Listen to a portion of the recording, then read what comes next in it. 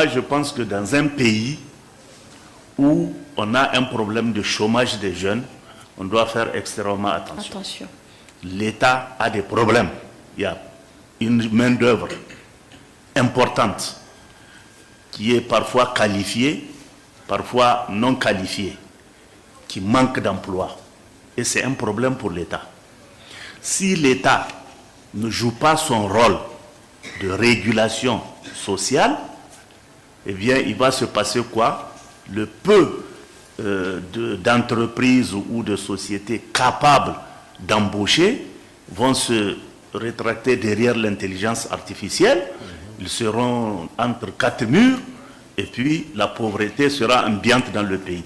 Ça va être un problème pour le pays. Donc, je suis de ceux qui pensent que à un moment donné, pour une période donnée, l'État doit réguler pour réfléchir et dire, par exemple, dans tel domaine, oui, on peut laisser libre cours à l'intelligence artificielle. Mais pour tel domaine, on a besoin d'embaucher, on a besoin d'utiliser la main-d'œuvre pour donner de l'emploi à la jeunesse, pour donner de l'emploi aux diplômés qui n'en ont pas. Sinon, de toute évidence, ça va être un problème et c'est le gouvernement qui va devoir gérer ça.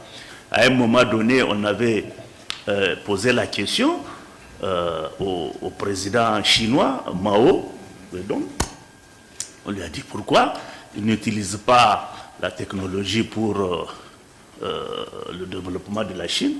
Il a dit, écoutez, le surplus de la population chinoise, ce n'est pas un surplus de la bouche à nourrir, c'est un surplus de la main-d'œuvre à utiliser. Donc lui, il avait fait le pari d'utiliser la main-d'œuvre.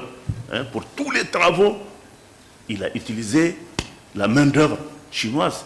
Et aujourd'hui, il est arrivé à un point où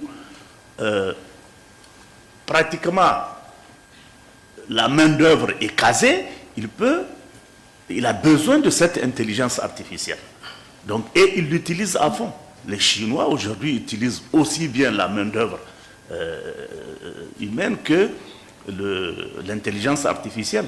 Chaque pays a son histoire et à des étapes bien précises, il doit soit opter pour la politique de la main-d'œuvre, comment on appelle les travaux de la main-d'œuvre, haute intensité, de la main-d'œuvre, ou l'intelligence artificielle. C'est selon les problèmes qui se posent à ce pays, à cette société, à un moment donné.